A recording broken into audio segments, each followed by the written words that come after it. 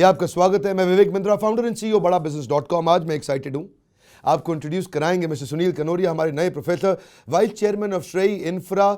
इनका 30 साल का एक्सपीरियंस है फाइनेंशियल सर्विसेज में। ये काउंसिल मेंबर भी है institute of chartered accountants of India ICAI। Immediate past president है एसोचैम के। एसोचैम आप जानते हैं, ऑनररी काउंसिल जनरल हैं स्पेन के। अब मैं थोड़ा श्रेय इंफ्रा के बारे में बात करना चाहूँगा। आप जानते हैं श्रेय इंफ्रा के बारे में, ये लार्जेस्ट कंपनी है इक्विपमेंट फाइनेंसिंग में। आप समझते हैं इक्विपमेंट फाइनेंसिंग, कंस्ट्रक्शन में बैको लोडर होता है जिसके आप JCB बड़ा पॉपुलर आप सुनते हैं, कभी कॉम्पैक्टर होता है, रोड रोलर होता है, एक्सकेवेटर होता है, जो कि कंस्ट्रक्शन में काम आते हैं। ऐसे इक्विपमेंट्स की फाइनेंसिंग में ये काम करते हैं। इक्विपमेंट्स के लिए लोन देते हैं, उसके लीजिंग सोल्यूशन देते हैं। किसी आदमी को महंगे इक्विपमेंट खरीदना मुश्किल पड़ता है तो बेसिकली लीजिंग के इस बिजनेस में, एक नीश बिजनेस है, बड़ा फोकस बिजनेस है जिसमें इनका सबसे बड़ा मार्केट शेयर है, पाइनियर है इस इंडस्ट्री की यूज्ड इक्विपमेंट में। इनकी लोन बुक 45,000 करोड़ की है, हाईएस्ट मार्केट शेयर है 33%, यानी कि हर 3 में से एक इक्विपमेंट आज श्रेय इंफ्रा इनकी अपनी फाइनेंशियल सर्विसेज से। तो ये नंबर 1 है मार्केट में, यानी कि 33% मार्केट शेयर। जो नंबर 2 है इनके बाद वो 13% मार्केट शेयर पे है, काफी पीछे इनके अपने बिजनेस में। 6500 करोड़ का इनका कंसोलिडेटेड टॉप लाइन रेवेन्यू, इनका टर्नओवर रहा है, एनुअल टर्नओवर इनका।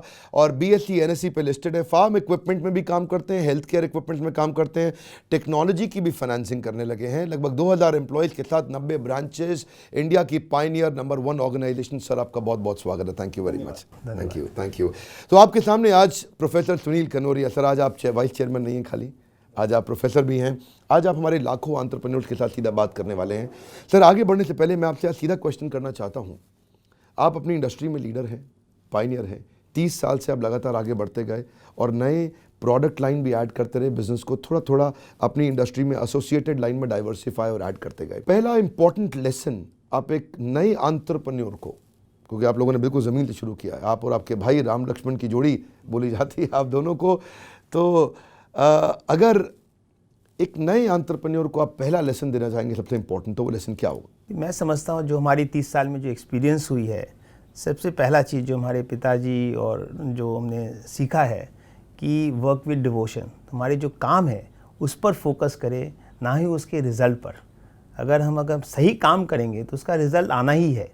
कई बार क्या होता है कि काम में आप देखते रहते हैं कि अगर हम ये करेंगे तो क्या होगा, उससे क्या रिज़ल्ट होगा, वही आपको हिचकिचा देता है और आप फिर आगे बढ़ते नहीं हैं लोग को।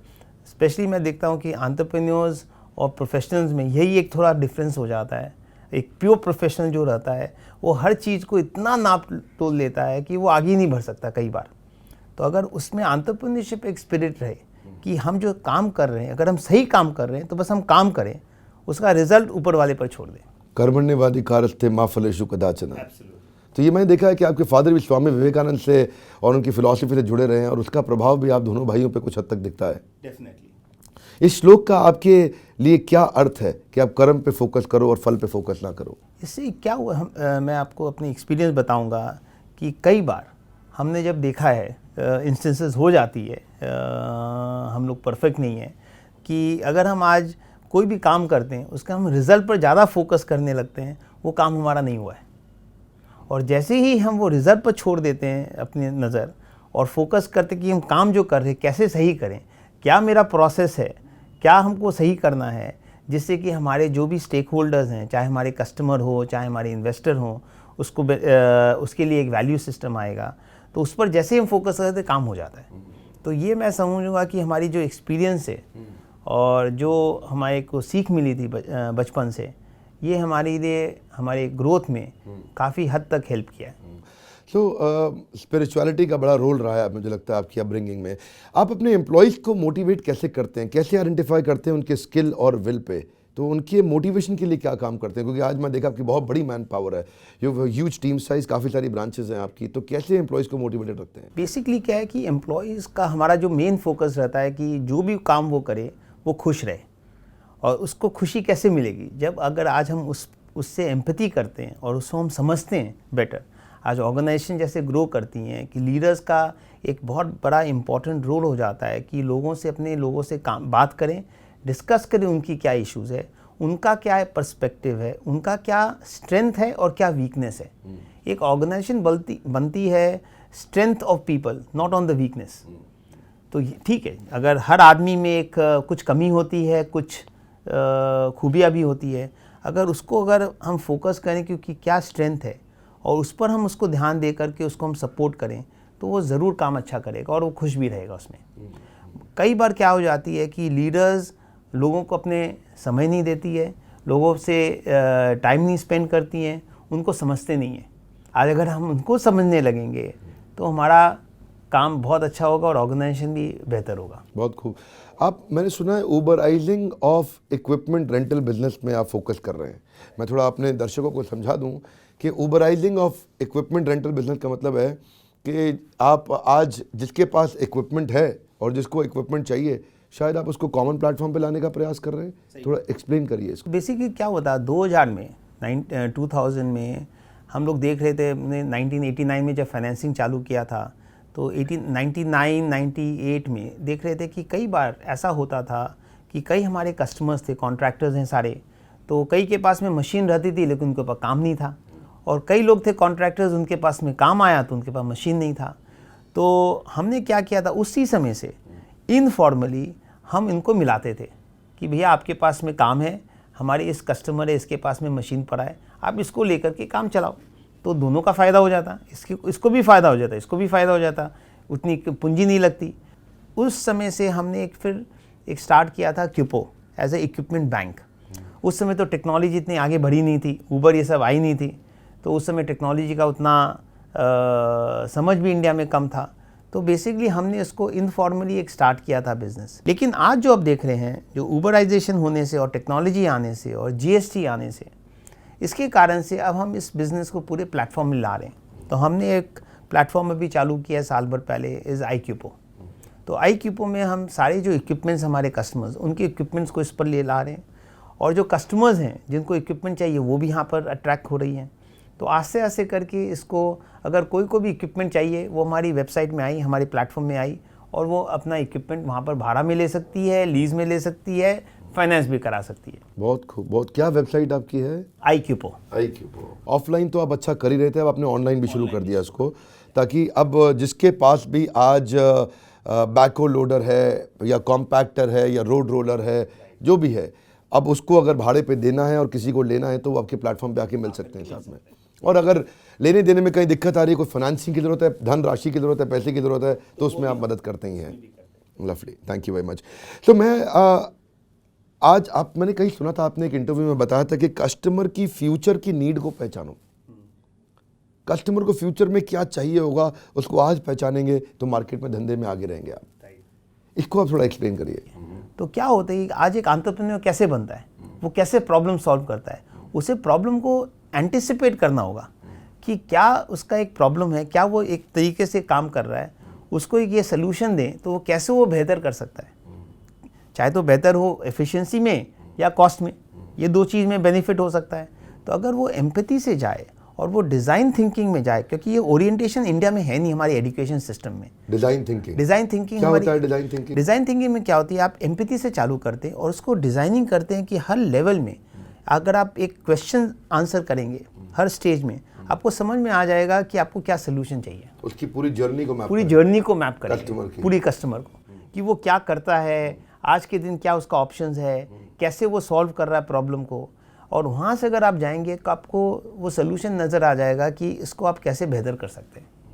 तो ये जर्नी बहुत ज़रूरी है समझना, और प्रोएक्टिव अगर हम करते हैं कस्टमर को और उसकी नीड्स को, कल की नीड को आज समझते हैं, तभी आगे बढ़ सकता है, और व्यापार भी आगे बढ़ेगा, जो एंटरप्रेन्योर उसका भी एक ग्रोथ होगा, और उसका एक वैल्यू सिस्टम भी जो अपने कस्टमर्स को दे रही है उससे सबको बेनिफिट होगा। मुझे लगता है आपकी कंपनी की शुरुआत भी कस्टमर की जर्नी को मैप करते करते ही हुआ।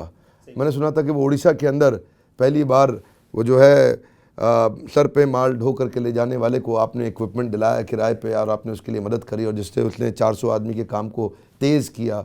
मैं वो पहला जो आपका कस्टमर था उसकी स्टोरी सुनना चाहता हूँ। अप्रैल 89 में हम फाइनेंसिंग का जब बिज़नेस चालू कर रहे थे, मुझे पता नहीं था क्या करें। तो ऐसा रहा कि हम लोग लार्सन एंड टूब्रो मैन्युफैक्चर करती थी एक्सकवेटर्स, तो उनके एक सेल्स आदमी से बात कर रहा था। वो बोले हमारे कस्टमर्स हैं, उन्हें मशीन चाहिए, लेकिन है ना कोई फाइनेंशियल नहीं है। तो हम उसके साथ में उड़ीसा गए। वो कस्टमर उड़ीसा में बाड़बिल में था। तो वहाँ पर जो कस्टमर था वो एक लेबर कॉन्ट्रैक्टर था। वो आयरनों को माइन निकाल करके रेलवे रेक में लोड करता था। लोडिंग में उसको 400-500 आदमी लगते थे और करीब 24-25 दिन लगता था एक रेलवे रेक को लोड करने में। Cost heavy, time heavy, because railway का डैमेज लगता था। तो हमने उसे ये इक्विपमेंट 20 लाख के करीब उस समय इक्विपमेंट थी, उसे हमने फाइनेंस किया। उससे वही काम वो 5 दिन में ख़त्म कर दिया जो 25 दिन लग रहे थे। मैन पावर कम हो गए तो, लेकिन उसको काम और मिल गया।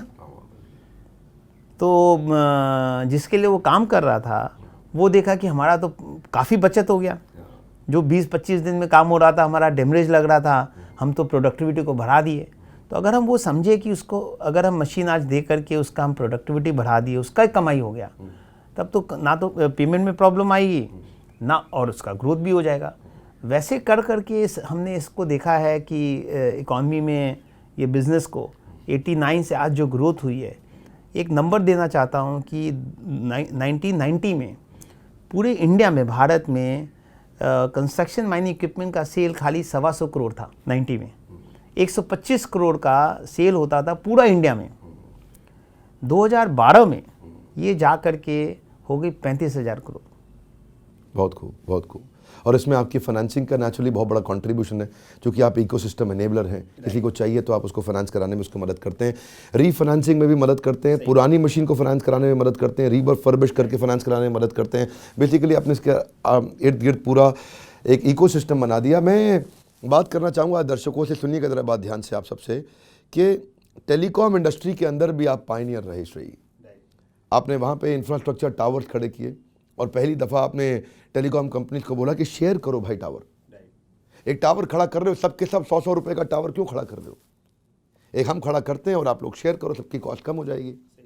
इस बिज़नेस में आप कैसे घुसे, और साधारण भाषा में ज़रा एक आम आदमी को समझाइए, बड़ा अच्छा लगता है समझने में आपका बिजनेस मॉडल। तो ये भी ऐसा था कि 2005 में एक मोबाइल ऑपरेटर थे जिनको फाइनेंसिंग चाहिए था टावर लगाने के लिए। तो बोले हाँ, बाहर में यूएसए सब में तो ये टावर शेयर भी होता है, बिकॉज सेम टावर है, उसमें 2, 3, 4, 5 लोग भी आ सकते हैं।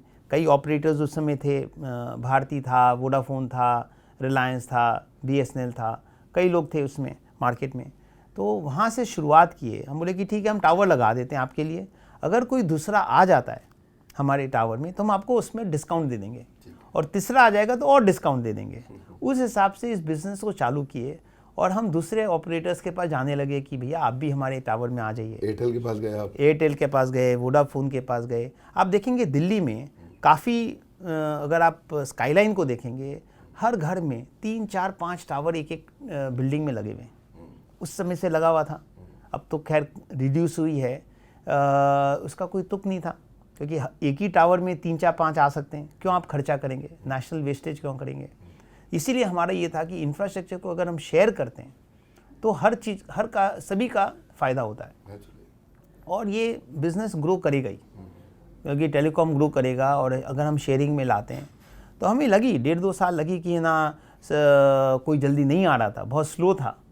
फिर जब लोग रियलाइज़ करें तो इनिशियली एक एफर्ट लगा, टीथिंग ट्रबल लगा, लेकिन एक बार जब लोग रियलाइज़ किए तो तब ये बिज़नेस केपस घट गया, ग्रोथ आ गया।